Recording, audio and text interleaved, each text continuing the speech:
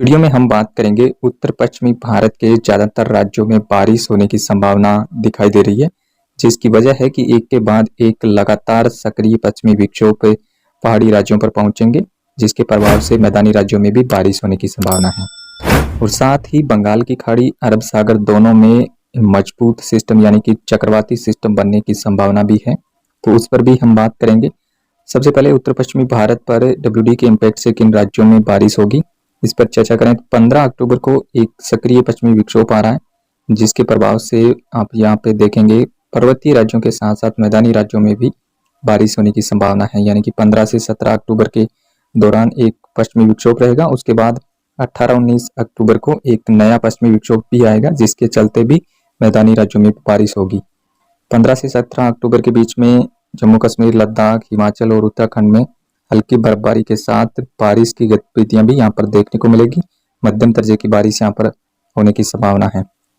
साथ ही मैदानी राज्यों में पंजाब, हरियाणा, दिल्ली NCR, पश्चिमी उत्तर प्रदेश, राजस्थान के ज़्यादातर भागों में बारिश होने की संभावना है। तो वहीं पर मध्य प्रदेश के भी उत्तरी कुछ भागों में लाइट रेन यहाँ पर भी होने की संभावना दिखाई दे रही है 15 से 17 अक्टूबर के बीच में। उसके बाद में भी गतिविधियां अगले 4-5 दिनों तक जारी रहेगी। 19 अक्टूबर को दूसरा सक्रिय पश्चिमी विक्षोभ पहाड़ी राज्यों पर दस्तक देगा, जिसके चलते राजस्थान में फिर से बारिश की गतिविधियां 19 अक्टूबर से शुरू हो सकती है, जो कि 20-21 अक्टूबर तक मैदानी राज्यों में देखने को मिलेगी। यानी कि 15 अक्टूबर से 21 अक्टूबर के बीच 2 पश्चिमी विक्षोभ आएंगे।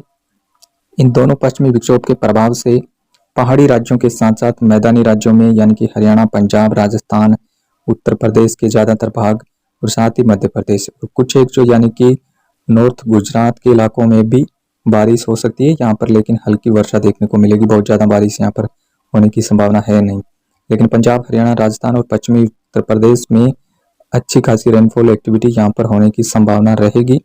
बंगाल की खाड़ी में भी अब आने वाले समय में हलचल बढ़ने वाली है और एक चक्रवाती सिस्टम की संभावना नजर आ रही है बंगाल की खाड़ी के उत्तर पूर्वी भागों पर, जिसकी वजह है कि साइक्लोन कोइनू जो कि दक्षिण चीन सागर में बना हुआ था, उसका अवशेष 20 अक्टूबर के आसपास बंगाल की खाड़ी में पहुंचेगा। अभी आप इसका ट्रैक देख सकते हैं। यहाँ पे ये दक्षिण चीन सागर से वियतनाम और थाईलैंड से होते हुए ये बंगाल की खाड़ी की तरफ आगे बढ़ रहा है।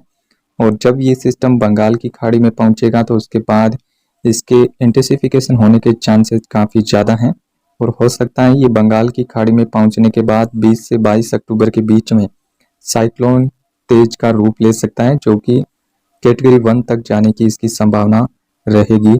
हो सकता है कि ये डिप्रेशन तक भी लैंड कर जाए, लेकिन कुछ समय के लिए ये गतिविधियां संभावित है कि ये साइक्लोनिक स्टॉर्म बन सकता है ये सिस्टम 20 से 22 अक्टूबर के बीच में।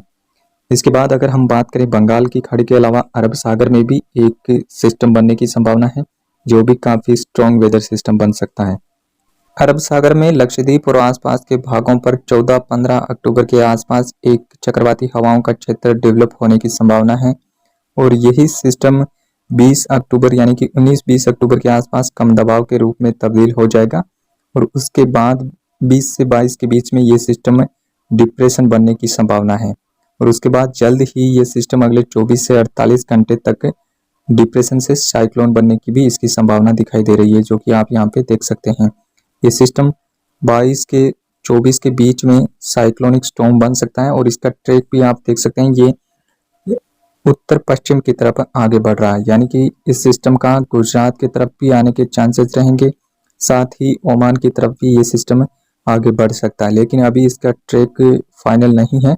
अभी ये सिस्टम बना भी नहीं है। एक प्रेडिक्शन है कि ये सिस्टम 15 से 22-23 अक्टूबर के बीच में अरब सागर और बंगाल की खाड़ी दोनों में हलचल होने की संभावना है और दोनों सागर में एक साथ बड़े सिस्टम देखने को मिल सकते हैं, या फिर डिप्रेशन या अरब सागर में साइक्लोन की संभावना भी रहेगी, बंगाल की खाड़ी में भी साइक्लोन की संभावना, दोनों जगह पे साइक्लोन जैसी गतिविधियां भी होने के चांसेस काफ़ी ज़्यादा हैं। तो इसके बारे में हम आपको लगातार आगे भी अपडेट करते रहेंगे। आप जुड़े रहिए RB today weather YouTube channel के साथ। फिलहाल इस वीडियो में इतना ही। धन्यवाद।